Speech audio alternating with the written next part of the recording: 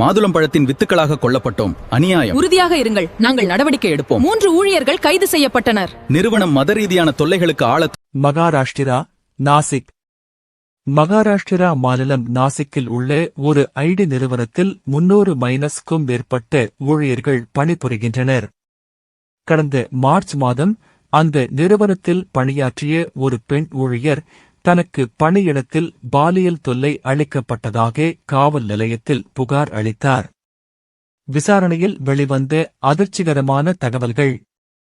காவல்துறையினர் எஃப்ஐஆர் பதிவு செய்து விசாரணை நடத்திய போது பல அதிர்ச்சிகரமான உண்மைகள் வெளிவந்தன.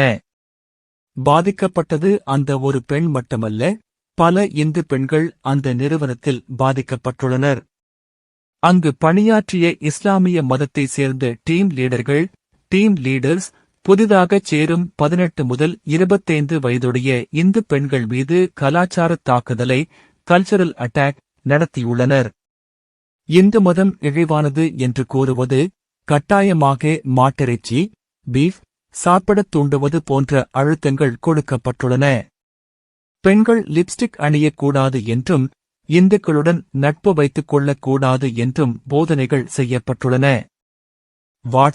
வாட்ஸ்அப் குழுக்கள் மூலம் குரூமிங் செய்யப்பட்டதாகவும், கார்ப்பரேட் அவுட்டிங் என்ற பெயரில் சுற்றுலா அழைத்துச் செல்லப்பட்டு பாலியல் தொல்லைகள் அளிக்கப்பட்டதாகவும் புகார்கள் எழுந்துள்ளன. ஆண்கள் மீதான பாதிப்பு.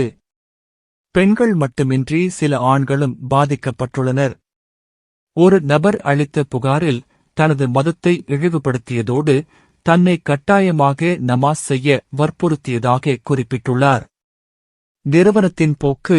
பாதிக்கப்பட்டவர்கள் இதுகுறித்து புகார் அளித்தபோது அவரும் அதே டீமைச் சேர்ந்தவர் என்பதால், கார்ப்பரேட்டில் இதுதான் கலாச்சாரம், இதை ஏற்றுக்கொண்டால்தான் அடுத்த கட்டத்திற்கு போக முடியும் என்று கூறியதாக சொல்லப்படுகிறது. மேலும் மதமாற்றம் செய்தால் மட்டுமே திருமணம் செய்து கொள்வோம் என்றும் மிரட்டல்கள் விடுக்கப்பட்டுள்ளன. நடவடிக்கை மற்றும் கைது. இது தொடர்பாக காவல்துறையினர் பின்வருவோரை கைது செய்துள்ளனர். ஆசிப் அன்சாரி, ஷாபி ஷேக், ஷாருக் குரேஷி, ராசா மேமன், தேசி பட்டார், டானிஷ் ஷேக். மகாராஷ்டிரா முதலமைச்சர் தேவேந்திர ஃபட்னாவிஸ் சம்பந்தப்பட்டவர்கள் மீது கடுமையான நடவடிக்கை எடுக்கப்படும் என்று எச்சரிக்கை விடுத்துள்ளார். முடிவுரை.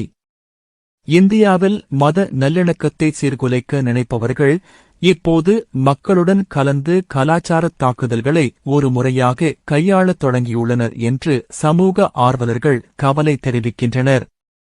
நன்றி.